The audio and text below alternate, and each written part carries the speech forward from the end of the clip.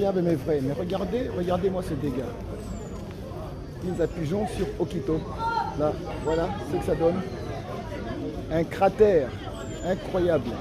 Incroyable. Regardez. Regardez-moi ça. Incroyable.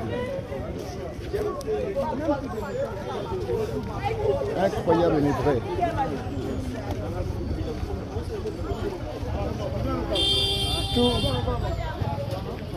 Pratiquement la rigole a disparu et tout Okito est pratiquement dégarni. Regardez. Les tuyaux sont dehors, le gros tuyau. Et là pratiquement on a un cratère, je crois que ça doit faire environ 2 mètres de profondeur. Voilà. Et bien sûr, le résultat, ça provoque des embouteillages partout.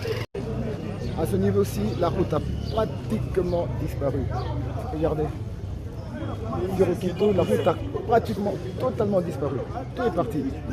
Il reste plus qu'un petit morceau, une petite bordure sur laquelle on marche en équilibriste pour ne pas tomber.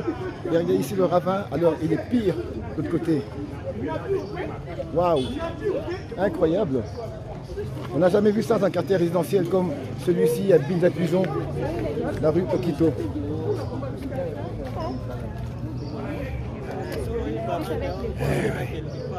Waouh!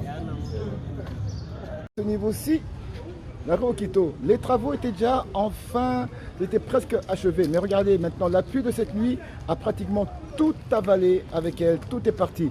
Regardez sur l'autre côté ici, de ce côté-ci, la rigole qui se trouve là, par ici.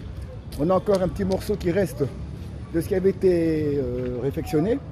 Mais voilà, la route est divisée en deux. Une partie où on peut rouler et l'autre partie totalement impraticable. Et encore une fois, le tuyau de la Régie des eaux qui apparaît. Et regardez comme c'est les crevasses. Et là, nous sommes toujours sur la rue Okito. Okito qui vient d'être défiguré par la force de la nature. Est-ce que ces travaux qui ont été effectués ici étaient réellement de qualité? Telle est la question. Affaire à suivre.